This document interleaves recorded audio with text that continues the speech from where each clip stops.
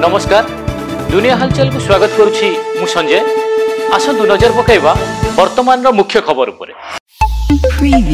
आज सरदार वल्लभ भाई पटेल 150तम जयंती तथा राष्ट्रीय एकता दिवस। एही अवसर में सरदार पटेल को मन पकाइबा सह श्रद्धांजलि जणाइछन्ति प्रधानमंत्री नरेंद्र मोदी।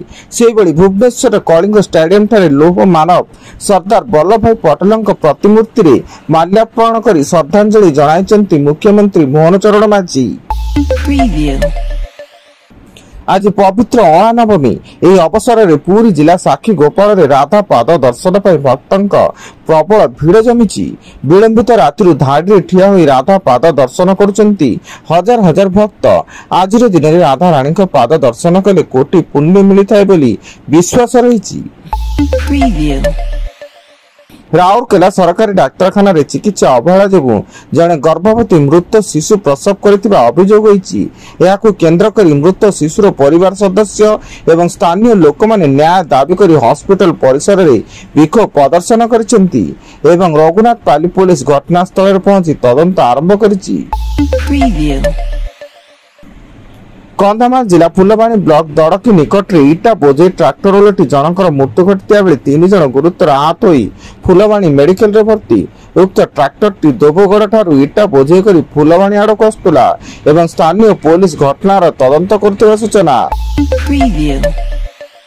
हिमाचल प्रदेश रे शिमला रे भूकंपर झटका। रिक्टर स्केल रे भूकंपर तीव्रता 3.2 रेकर्ड करा जायता बेले एही भूकंप स्थानीय लोक और पर्यटकक मध्य आतंक सृष्टि करथिला एवं एथिरे कोनोसी क्षयक्षति होनिथिबा सूचना मिलिछि।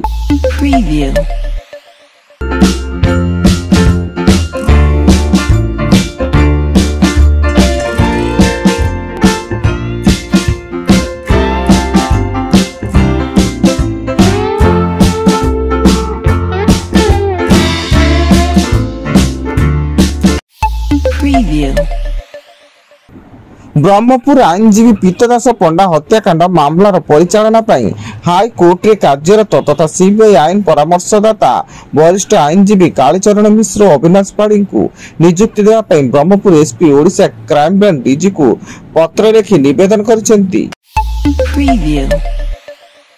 बालेश्वर जिला सोर थाना अंचल कार्यरत होमगार्ड ट्रक धक्कार मृत्यु एवं दुर्घटना घटाई ट्रक टी फेराथिया बेले पुलिस सिमुलिया निकटरू ट्रक को जबत कर ट्रक ड्राइवर और हेल्पर को गिरफ्त करिछि। बीजेपी नेता तथा आईनजीवी पीतदास पंडा हत्याकांड मामला रे गिरफ्त होइतिबा पूर्वतन मेयर शिवशंकर दास को फुलवाणी जेल को स्थानांतरित करा जायछि। कोर्ट अनुमति पर स्थानांतर होइतिबा सूचना।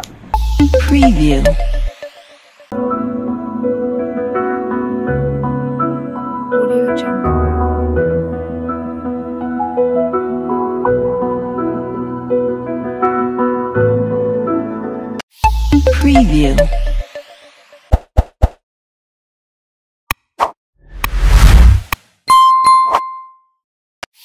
Preview.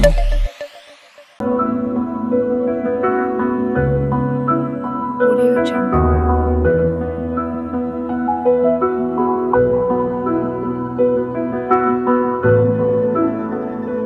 Audio Jungle. Preview. Malkangiri जिला पौर परिषद कार्यालय निकट एक घर महिला झुलंता मृतदेह उद्धार। घटनास्थल स्वामी समेत शाशुघर लोके संपट मारथिया बेले मालकानगिरी टाउन थाना पुलिस घटनास्थल पहुंची अधिक तदंत जारी रखिछि। एवं राज्य रे आसंता नवेम्बर 1 रु तहसील ऑफिस रे जमी किणा बिका हेबो एवं मुख्यमंत्री मोहन चरण माझी यार शुभारंभ करिवे। प्रथमे राज्य रे 84 टी तहसील ऑफिस रे जमी किणा बिका आरंभ हेबाकु थिया बेले डिसेंबर रे बाकी 273 टी तहसील ऑफिस रे एही सेवा आरंभ हेबो एनी सूचना दैचंती राजस्व मंत्री सुरेश पुजारी। वर्तमान पई एतिकी अधिक न्यूज अपडेट्स पई विजिट करंतु आम वेबसाइट www.duniyahalchal.in। धन्यवाद।